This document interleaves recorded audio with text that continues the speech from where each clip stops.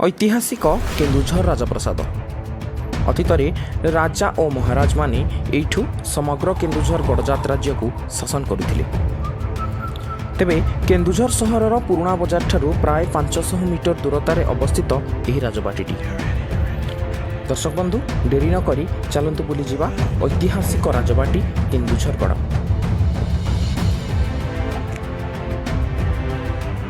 इतिहास जना जाए जे प्राय 1200 शताब्दी रे महाराज ज्योति नारायण भंजଙ୍କ समय यही राजबाटी निर्माण करा जायतिला। तेबे दर्शक बंधु अध्याय आरंभ करने पूर्व एठी कही रखुचु राजा राजुड़ा समय रे निर्मित यही राजबाटीर भीतरर स्थिति संपर्क में आपण मानकु अवगत कराइबा पई आमको प्राय गोटाए वर्ष लागिगला। तेबे दीर्घ 1 वर्षर अपेक्षा परे महलर संपूर्ण चित्र देखाइबार अनुमति आमको मिलिथिला, जहाँ यही अध्याय रे आपणको आमे देखाइबाकू सक्षम होइछु। सबु परे भी आपण मानकु देइथिबा कथा आम पई गुरुत्वपूर्ण अटे। तेबे डेरी न करी आपण संपूर्ण अध्याय देखिबाकू अनुरोध करुछु। दर्शक बंधु अध्याय लंबा हो जिबा सकाशे आमे एही अध्याय रे आपणको केवल रानी महलर अंश किछि देखाइबाकू चेष्टा करिछु। एहार परवर्ती अध्याय रे आपण राजमहल कुमार महलर अध्याय गुड़िक देखिबाकू पाइबे। तेबे चलतु देखिबा रानी महलर विशेष कोठरी गुड़िक।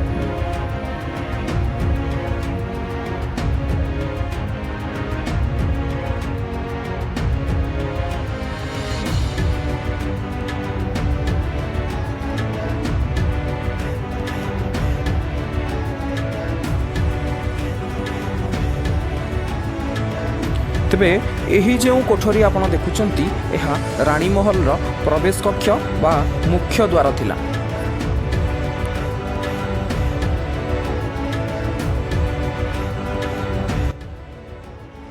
तो फ्रेंड्स देखि पाथि आमे एबे जो जगह रे अछु एक्चुअली सेटा हला हमर जो रानी हंसपुर रो एंट्री गेट जोटा कि कपाट दे देई छथि। एठी देखंतु एठी गोटे काठर गोटे ये देकी बंद कर दे छथि। सेटा हला तार एंट्री गेट, एटा तार एंट्री रूम जो कि हमर प्रसाद मारे किया होतले से टाइम रे एटा तार एंट्री रूम।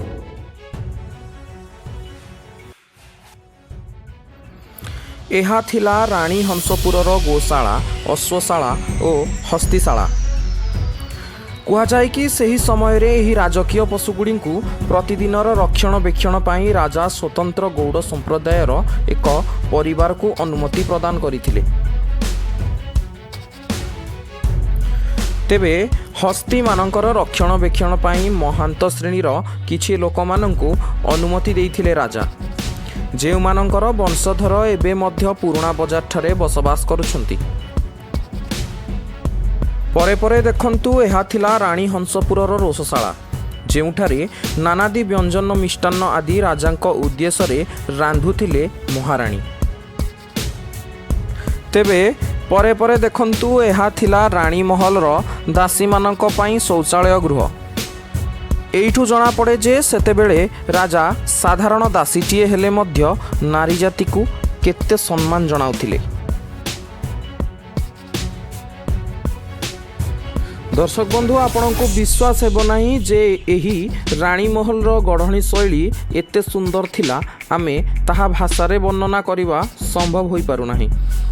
कारण सबुठारु बेसी सुंदर लागुथिला महलर भीतर छातरे तैयारी होइथिबा सुंदर कारुकार्य और पाचेरी एवं कांथरे निर्मित पशुपक्षींकर चित्र सबु। सतरे केते सुंदर थिला सेतेबेलर समय और केड़े दक्ष थिले सेतेबेलर कारीगर माने। तेबे एठारे आपणको कही रखुछु जे 1200 शताब्दीर एही विराट ऐतिहासिक राजमहलर पुनरुद्धार पाई केन्दुझर राजांकर तत्परता प्रकाश पाइछि। आम टीम को राजांक समय अभाव हेतु विशेष आलोचना करिवार सुजोग मिली पारि नथिला, सेथिपाई आमे आम तरफरु क्षमा प्रार्थना करुछु। तेबे एहा थिला विप्लवी धरणीधर भूयांकर कोठरी।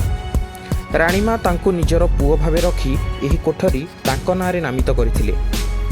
से अन्य संप्रदायर होइथिबारु राजमहलले प्राय लोक माने तांको घृणा करुथिले, तेणु राणी तांको निज महलरे एक कोठरी प्रदान करथिले, जे कोठरीरु राजमहलर संपूर्ण चित्र दृश्यमान होउथिला।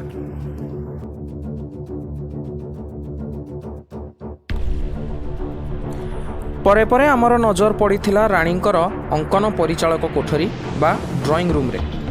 ସେଠାରେ ଆମେ ଦେଖିବାକୁ ପାଇଥିଲୁ କିଛି ପୁରାତନ ଆସବାବପତ୍ର ଯାହା ଆମକୁ ଚିତ୍ର ଉତ୍ତୋଳନ କରିବାକୁ ସମ୍ପୂର୍ଣ୍ଣ ବାରଣ କରାଯାଇଥିଲା। ଏହା ହେଉଛି ସେଇ କୋଠରୀ।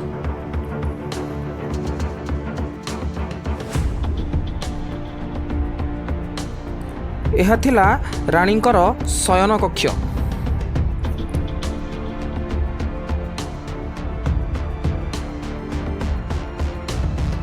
दर्शक बंधु, राणीकर शयन कक्ष पाखरे थिला राणीकर पूजागृह, जेउठारे आमको देखिबाकू मिलिथिला माँ सरस्वतींकर एक पुरातन मूर्ति जहा मस्तक विहीन थिला।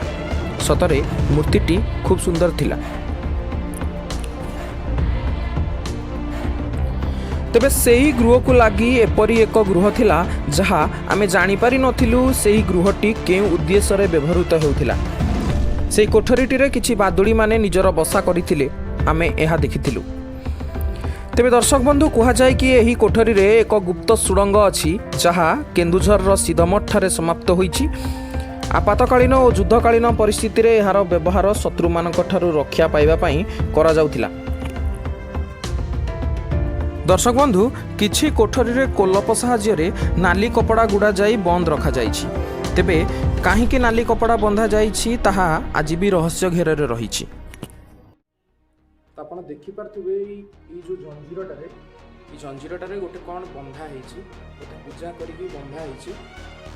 आपण एटा कोन पई बंधा हेछि आपण मते कमेंट रे जणातु। मु भी जानि नै, कारण मते भी लागुछि कि पूजा हेकि घर को बंधा माने सिकुरे बंधी करते हेछि कुछि। दर्शक बंधु, ए हेउछि सेही जागा जेउठी निष्पाप शिशु मानकर बलि दिया जाउथिला। आज्ञा हाँ, ए हेउछि सेही दंडदेवींकर मंदिर जहा एबे संपूर्ण भावे बंद कर दिया जाइछि।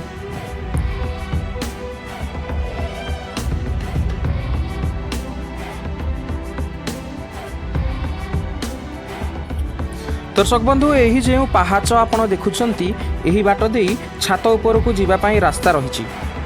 तेबे यह भग्नावशेष थिबारु आमको जीवा संभव होला नहीं। ओ यह हेउछि रानी महल रो पछपाखर दृश्य।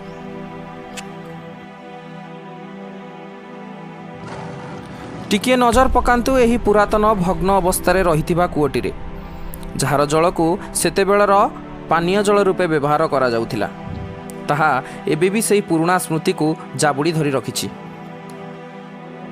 टिके नजर पकांतु एही भग्न अवस्था रहिथिबा मूर्तिटी रे, जहा एबे मध्य सेही पुराना दिनर स्मृति गुड़ी को साइती करी रखिछि। टिके नजर पकांतु एही पुरातन चित्रित रेलगाड़ी इंजिन उपरे। यह केउंती पई अंका जाइछि ताहा आमे मध्य जानि नाउ। एबे नजर पकांतु एही चित्र रूपक युद्ध जहाज उपरे किपरि युद्धर प्रतीक भावे यह अंकित करा जाइछि। एइठु जଣା पड़े जे राणीकर सुरक्षा रे थिबा अंगरक्षी माने केते पराक्रमी थिले।